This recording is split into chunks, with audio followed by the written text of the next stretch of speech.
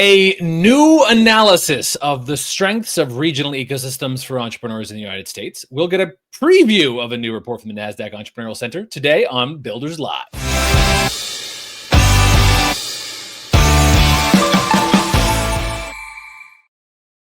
Hey, I'm Chris Wink. I'm the co-founder and CEO of Technically. We're a news organization with a community of technologists and entrepreneurs. I'm joined today by Nicola Corzine. She's the CEO and executive director of the Nasdaq Entrepreneurial Center. I have gotten the great pleasure to meet her through a big old research project that she has overseen for the last several years. A new edition has just dropped. We're going to get a preview of this analysis of close to 250 regional ecosystems in the United States, what they're seeing and learning. But first, Nicola, thank you for being here. Thanks, Chris. It's such a pleasure to be here. We love the work that you're leading. We love all that you stand for, and honored to be partnering with you on this report. You're too kind. So let me see if I can pull up the preview of our new Advancing Regional Innovation Economies report. I thought I had this queued up, but of course I didn't. That would have been too easy for me. But here it is. The good people can get it here at nasdaqcenter.org/ARIE. We're going to walk through this report a little bit and give some high levels. But as I do that, Nicola, will you start me off with what's your headline of what the analysis of 250 regional ecosystems brought down to a few dozen that you looked at even more closely? What are you feeling or learning from this year's report? Absolutely. It's such a great question. And I think it's perhaps one of the biggest headlines that we at the Center in 10 years of learning and work have ever seen. And that is that place and space might just be the greatest business defensibility that is available to every entrepreneur in America under one condition. We all of us who live in the United States are stakeholders in making that statement possible. But when we think about the opportunity for unlocking GDP, some have espoused as high as $640 billion sitting on the sidelines right now of the innovation economy by those who are not yet invited in. That is a big and mighty market opportunity that calls all of us to action as we want to build brighter, more successful, more resilient communities across this great land. Okay, so I love that phrase, the space and place is a kind of defensibility. Can you say a little bit more of that before I go into the report itself? What does that mean for an entrepreneur? What is space and pace as a defensibility? Yeah, absolutely. We at the Center have the great opportunity of learning beside 126,000 entrepreneurs each and every day. And while our mission is to advance access and knowledge in the field of entrepreneurship, and we do that through programs first, delivery of free education, resources, and mentorship to all of that community, we don't come in with a top-down approach. In entrepreneurship, we take a moment to pause and understand what are the biggest barriers and challenges that our entrepreneurs are facing. And we only enter into research, quite honestly, when there's something that seems a stretch too far that we're not able to overcome with the normal ingredients that we might have at our disposal. Interestingly, for a lot of our under-resourced founders, which is our mission as a 501c3, is to support under-resourced, a disinvested population basis each and every day, we've noted that where they build is one of the most dominant drivers of who they're building for. When we think about the reasons to lean in, despite all the reasons they could be leaning out, they give entrepreneurship a go largely for generational wealth and for community investment. And that connection to place has actually shown up very dominantly in earlier research that we've done for many years now, showing it as one of the greatest drivers of speed to cash flow break even. And for all our friends who may be a little bit separated from like, why would that be important? In entrepreneurship, there's really like driving a car. You have your brake and you have your accelerator. And an entrepreneur has to play a very delicate balance until they get to cash flow break even. So if we think of the most important facets of like connection to the community, support from community as being a driver of entrepreneurial progress and actually unlocking GDP in the process, that's where place and space shows up so strongly. That's only magnified further when we look at this current report, which obviously we'll get into more details on what is happening within some of these places and spaces. It is actually accelerating the innovation economy for all population bases, not just a few or a small amount. I hear in that there's, as we've watched let's call it 20 years of the evolution of the ecosystem metaphor, where regions talk about, I need many different tools and support systems for entrepreneurs, and they're going to look at different sizes and different scales. It's going to be institutions and corporates as customers or partners, but it's going to be small meetup groups to help develop community, and it's going to be an array of other mid-sized and differently sized companies and resources and programs and all this kind of like chaotic noise that so many of the people who watch this and read this and listen to this, often inside of that regional ecosystem, it looks like chaos. Everyone's fighting with each other. Everyone's scrapping for this, or I don't like her, or I don't like him, or that, or like, oh, his program is better or worse. And I've been at this long enough that I've come to know everyone thinks that their region is kind of like uniquely disqualifying or uniquely structured. And the secret is that everyone's got a little bit of it, just like any ecosystem. There's always a little bit of that in, but through that noise, some regions tend to piece together the infrastructure better than others to kind of help shepherd an entrepreneur from idea to launch. And what I viewed through this report was like, this is an analysis, and let's walk through a little bit where you guys and your research partners on the quantitative side put some work into what's going to help us, or how do we begin to think about what a region that has done a better job than others at doing that shepherding looks like. And so let me scan here. You were very cautious to reinform for me that this is not a ranking thing. But when you're doing real data like this is real research, you do end up with, hey, here are some things and we saw. So I just wonder if you could, like, what is this report at the end of the day showing is good? Or like, what did you end up looking at?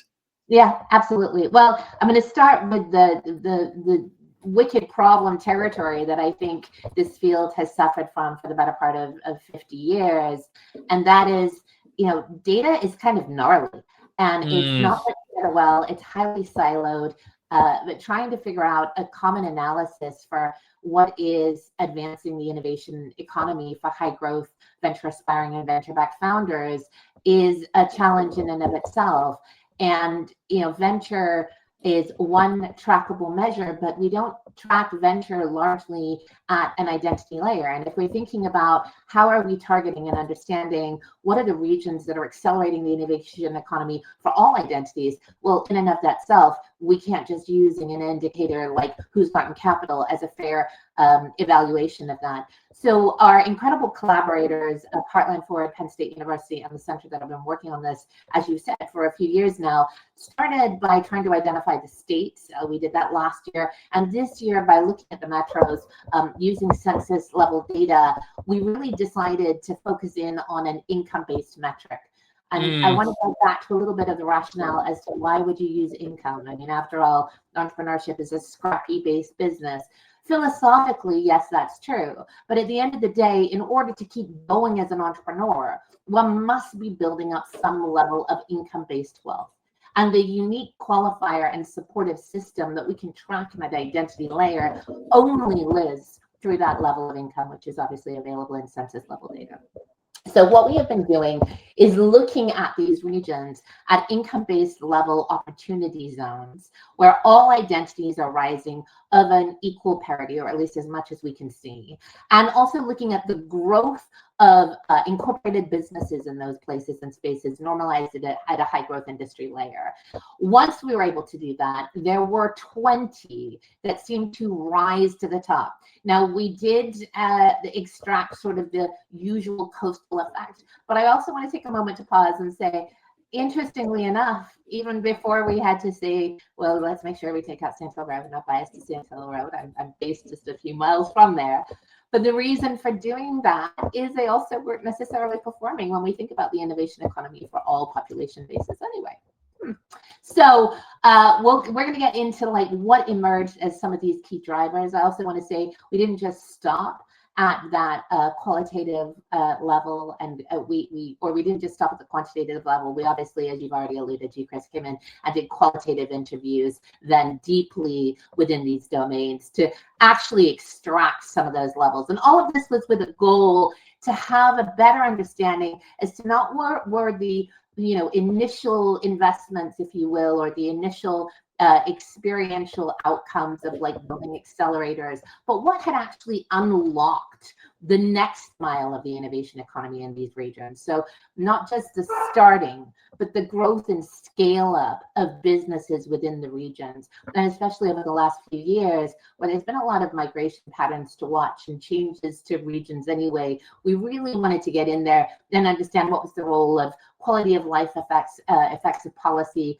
education, capital allocators, et cetera, which obviously we're going to talk a little bit about next, I'm sure. So thank you for that. Let me go full on nerd here and look at some of what I was looking at, and then look at the 20 that stood out, and then we'll go a little bit further about lessons for other ecosystems. So again, you guys did some real work. It was fun for me to be able to go through the methodology.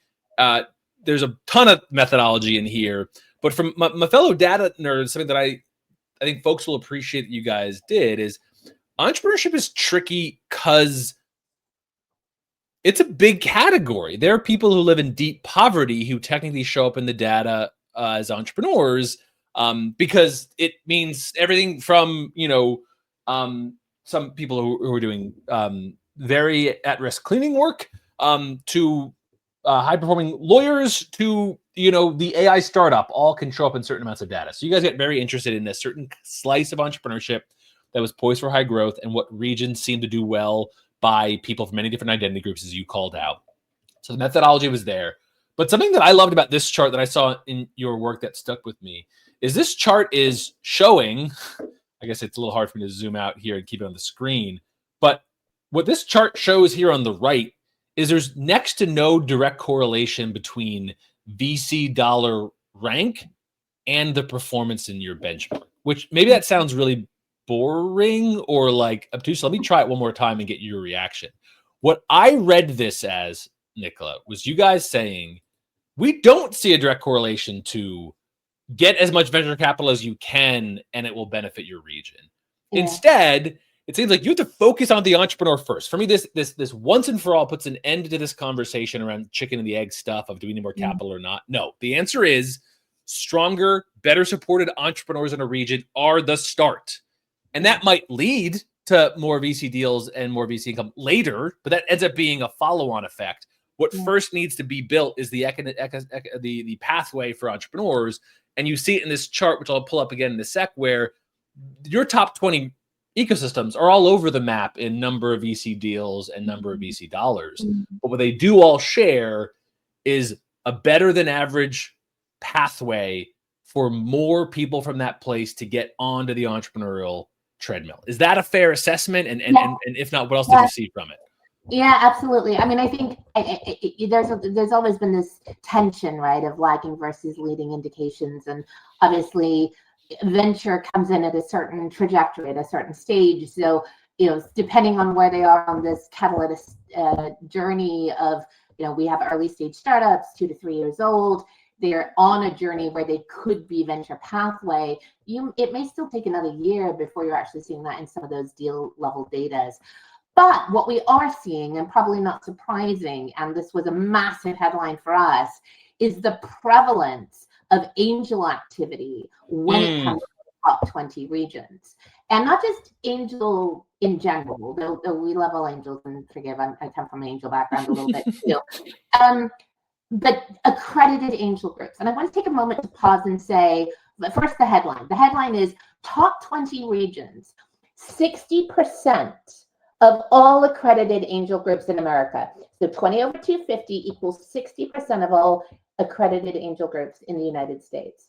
How, why, and why does accredited matter? Well, I happen to be very fortunate early on in my former life at Band of Angels to be one of the original angel groups that was imperative with the Kauffman Foundation to establish an accredited angel group system. And the rationale for that was twofold. One, doing deals as angels was really tricky. Figuring out syndication pathways needed to be more afforded. Also figuring out how to treat entrepreneurs fairly and equitably in angel was a nuanced environment. And we thought the collective minds will all do better if we learn from one another. And note the collective minds of learning together becoming a common denominator that we'll talk about that showed up in a variety of facets through this report. So is it surprising that that learning modality lives in these top 20 MSAs? Maybe not. And also, fascinatingly, when you think about angels, they are uniquely a place-based system of support who believes strongly in the imperative of using their experience to lean in, roll up the sleeves, get involved, support entrepreneurs in achieving their goals, and have a more patient capital approach usually about how they want to see the returns on that system of support. And that extension of mentorship and capital in the ingestion of those two places and spaces, but in that locale, is a really fascinating finding, and certainly one that I would encourage everyone to take as a hope in a go forward place. Anyone can establish that same system. Everyone has high net worth individuals or angels in their community who are doing these types of deals. Organization of these angels together in a syndication and support system to achieve exceptional returns might be a consideration that doesn't cost a lot, but yields a great return in the community as a result. I only have a limited time with you, and I want to move to a couple specifics on ecosystems, but let me linger on this standout cohort once more to share something that I see after reporting on this stuff for 17 years. Again, I very much respect that your team was very clear, not a ranking, but it was helpful to see like what when you do this analysis, how do the numbers play out? And let me pull it up once more. You guys will download the report and get to dig in. But just to show you what I saw when I first looked at this, was, let me see if I can do it like this. Was this list does not show up like this in many other places. So here's what I hear in the list of the 20 that perform particularly strongly in this rankings. Some places that don't get in the conversation a lot in Albany. Some that like mid-size that do, Pittsburgh and kind of Columbus, Ohio, maybe Baltimore, New Orleans, Richmond, Virginia, Orlando, Portland, Kansas City for different reasons. And there are a couple big ones. SF, Seattle, Austin. When I put all this together, and I'll turn here in a sec, Nicola, for you to pull out what you think is interesting. But for me, I thought of this as, look, I know people in Pittsburgh and Baltimore would scoff at the idea that they have access to capital. But I think there's like what I heard in what you talked about, Nicola, is that one, it's about relative to size. It's a share of entrepreneurs in a market. And so I think it's easy for like the good people of Pittsburgh to want to compare themselves to Austin and be like, well, just your metro area is just like you're a different size. Same for the good people of Albany. Keep that in mind. But also it's about this pathway of performance. And I now also know many of these regions do identify as being very capital efficient regions. And they'll talk often. People in New Orleans talk about this, about being a very capital efficient region. So this is a very heterogeneous mix. The other story that I'll call out, Nicola, and get your reaction, and this has shown up in Technic's reporting too. People can tease, San Francisco all they want.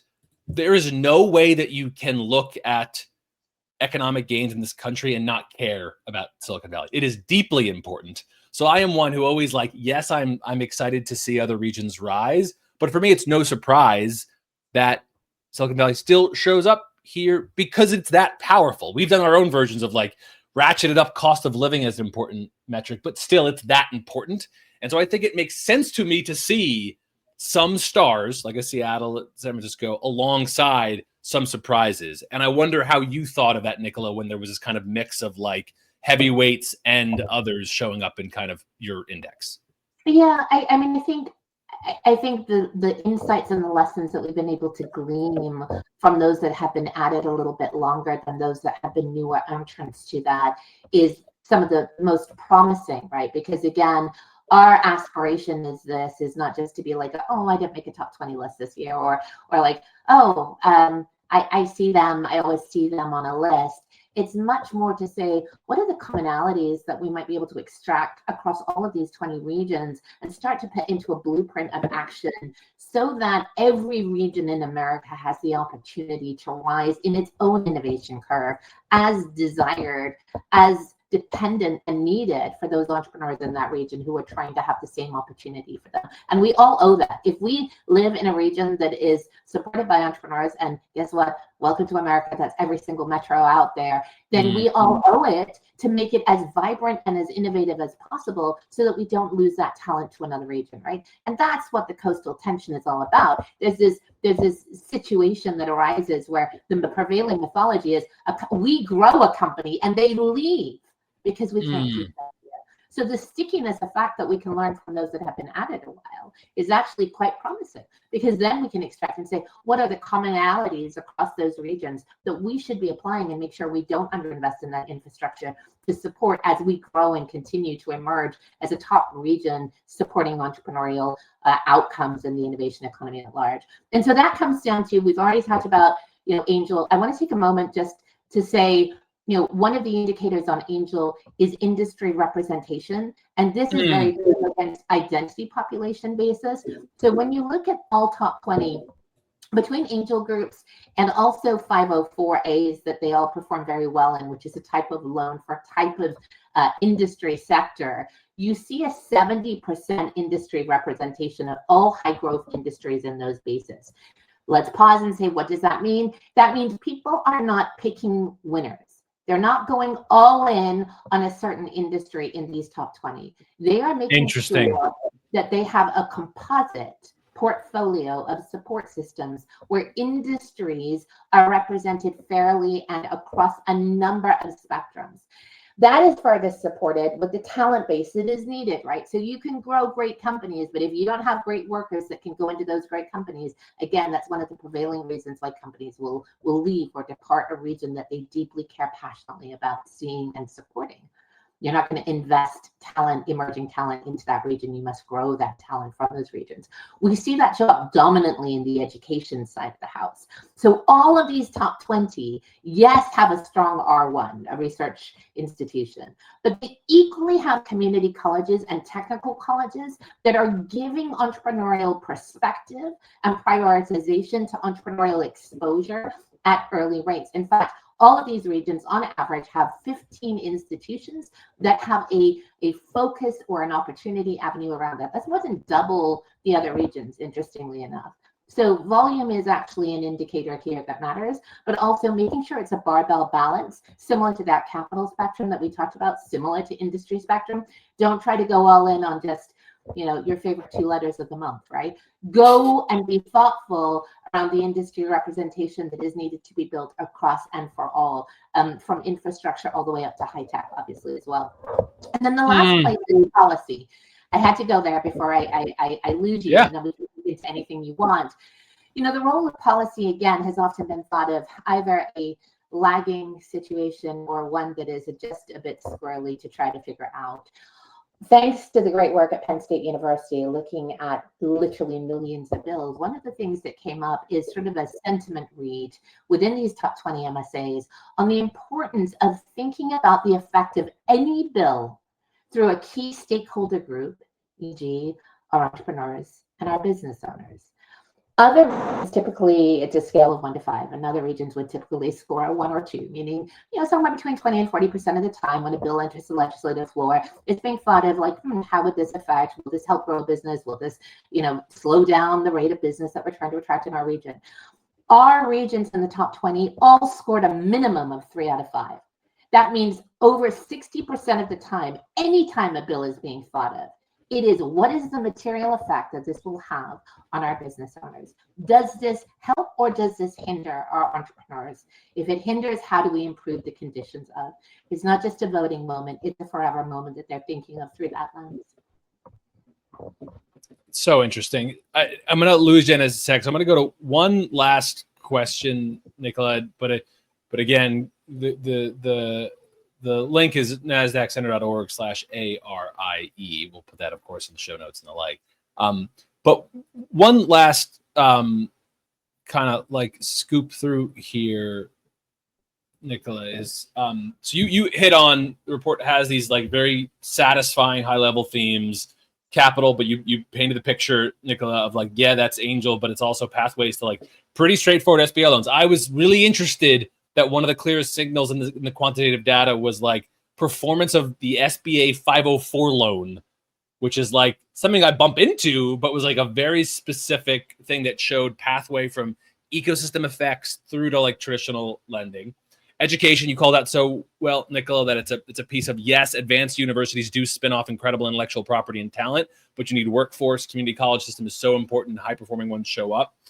The where the people come from was really interesting to me, and different regions look differently depending on if you're pulling from other countries or internal migration. And then a policy, which for me, Nicola, was interesting because it was, yes, local, but the necessity for a statewide coalition. And here's where I'll turn to you, because I loved in this report, or I think I missed the flywheel effect where it builds on it. The report has really great deep ecosystem dives that we'll pull out, because that's obviously very much Technically's obsession. But Nicola, let me leave you with, what do you want the economic developers and the policymakers and others in these local local places to take away from a report like this that seems to me to be showing there are knowable solutions for the very necessary and important vibrancy of entrepreneurial gains? What do we want policymakers at state or local levels, economic development leaders, people who are kind of shepherding this locally, what should they be taking away or doing with this report? Yeah, I love that. And we started by saying this is a research to action initiative, not a passive research approach. First of all, we would be honored. We would love to learn from all of those regions who are aspirationally growing and building up that acumen for themselves and doing it well, without doubt, doing it well. This was, again, not a judgment of people are doing it great, people are not doing it great. We can all be doing it better. We all need to work collectively around this data need as well. But one of the findings that clearly came forward is a thoughtfulness around the glue that holds the community together through our entrepreneurial support organizations. And really this deep understanding and this deep intent to make it as easy as possible for an entrepreneur to know who to go to, when to go to them, and to open up those doors in support of them. So the glue that holds communities together, not surprisingly, is driven by community-based organizations. And those community-based organizations are the ones that identify the stakeholders, the influences in regions, that know the people that can open doors for their entrepreneurs faster and more efficiently and more effectively than others can do. And they do that with a hope and a goal to make sure that the economic climate of support is there. We all need to be better patterning in some ways our sister cities. It is so hard to be in this place. It's ironic. I think everyone says it takes a village in entrepreneurship, and we all mean it to a certain degree. And yet we all hungrily gleam to a conference in hopes of stumbling upon our kindred spirits that are going to make it easier for us and share resources more effectively. And it's just not been an organized field for far too long. There are wonderful intentions out there, and people are doing their best, but they all have day jobs, usually 12 of them, honestly, by the time you add it all up. And I think the more that we can share resources effectively, the better we are going to be. We're doing that in some collaboration by trying to do our part.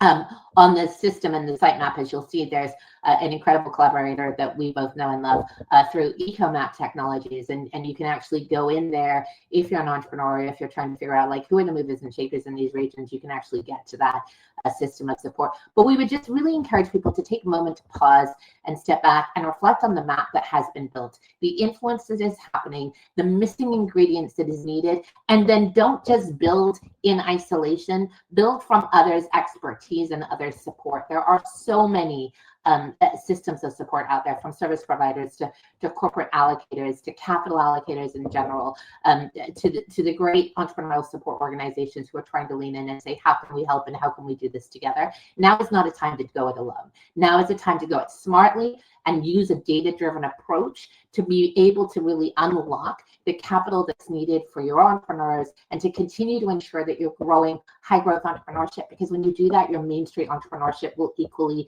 be supported. Nobody wants to live in a place where Main Street entrepreneurship is not present, but Main Street entrepreneurship is directly correlated to high growth entrepreneurship. And the sooner that we see this as a whole unit and not separate, the better off we'll be, and we'll continue to really rise and grow our GDP in the ways that we want to.